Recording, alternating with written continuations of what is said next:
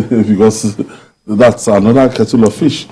And finally, the ad hoc committee of the House of Representatives into the recall of old Naira notes has rejected the 10-day extension granted by the Central Bank of Nigeria, CBN. The chairman of the committee, Alhassan Ado Doguwa, described the new deadline of 10 February as a political gimmick. He urged the governor of the Central Bank, Godwin Emefiele, to comply with Section 20 of the CBN Act or risk a warrant of arrests. But despite scarcity of the new Naira notes, some currency traders get them from the source to sell to party goers. Now, Jide, last week the House of Representatives was talking about inviting, they invited the CBN Governor and he did not show up. And we're talking about issuing a bench warrant. Now, talking about the extension now, because the House of Representatives and the Senate actually said it's better for the 30th of July or June, that it should just 6 months, 6 clear months away from what you have here. So why is it that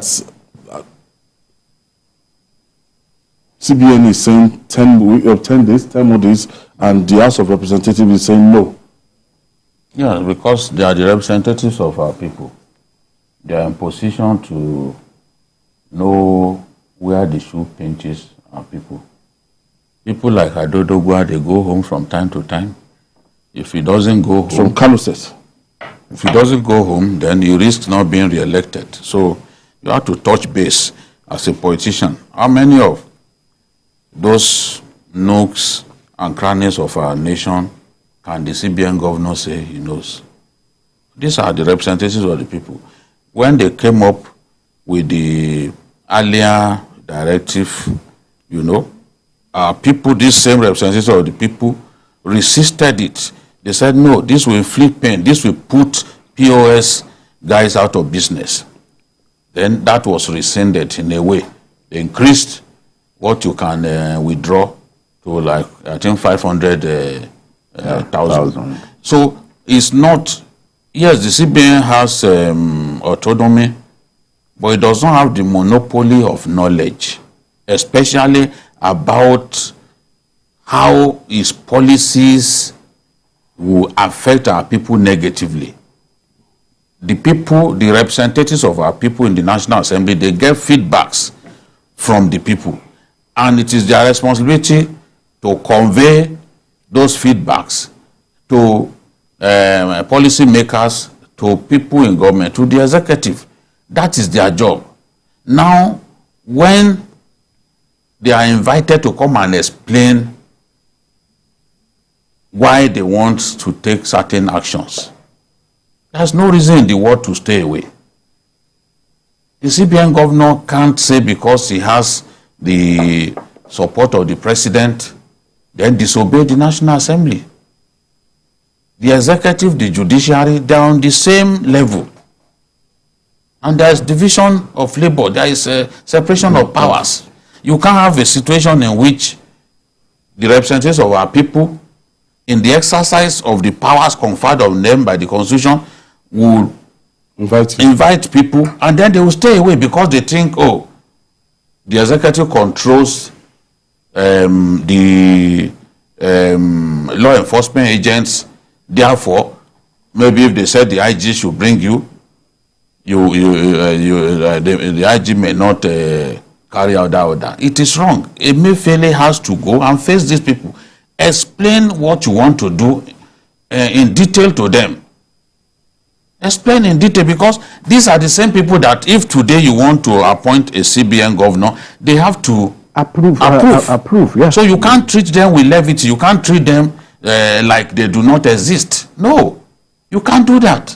Go before them, explain why you want to do this. Some of them too have passed through the banking system. They have experience. They can come up with ideas that can even help you. Yes, that's what I'm saying. That's the point I'm making. You know, people who have succeeded in business, people who have worked with multinationals, they will have ideas. Look at the other day when Faleke was in the course of his oversight function, discovered that a revenue generating agency of government, that they still conduct business in analog module. Yeah. And he said, come on, you don't even, up till now, you have not done anything to make your operations digital. He was shocked. But this is, if you did not try to find out, you will not know that things are that bad. And that's why we are not making enough money. So the CBN governor, just the same way that he didn't think that it was necessary to even tell the finance minister, who is a member of the board of the CBN, that they were going to do this kind of thing. The next thing we had, I don't need his approval. Nobody is talking about approval. It's just information. Courtesy demands that you notify him, because at the end of the day, working together, it's the whole country that will suffer if you fail to get it right. And we have seen the CBN governor routinely fail to get it right with his policies. You and I are living witnesses. These are not things that anybody needs to tell you about. You travel, you know how difficult it is now to even access dollars and the rest. These are symptomatic of failure. And you need, as a result of that, you need to calm down, let other people be able to even offer suggestions as to how you can do it right. All they need to do is say, why don't you do it this way? Because I stand to be corrected. I have not seen anywhere in the world where you change currency and you give people such a short time ceiling as we have done. And that is why people believe that this is meant to inflict pain. So, and the representatives of people are saying, extend. I'm sure he thought that, okay, when he gets there, they are going to, but it doesn't matter. Once you've been going to pay you now. Once you've been told to come, you have to face them. The law backs them. The law says that they can invite you. They can invite even the president. They can invite him, and the president is the father of all this. Is the number one in our country. They have power to invite the president. How much more of a CBN governor? So it's because he has disrespected them that you see people like Doguwa speaking in this manner. You've got to show respect to them and go before them, explain why you wanted to do this thing. The two groups could even come out smiling at the end of the day. But it was said to have sent a representative. Is that enough? See, the other time, he told them he was not in Nigeria. He said he was outside the country for an official assignment with the president. But now he's back, and they are telling him to come. He's in Nigeria. But then he went to Daura to get approval from the president. He cannot be treating the lawmakers with disdain and expect them to keep quiet.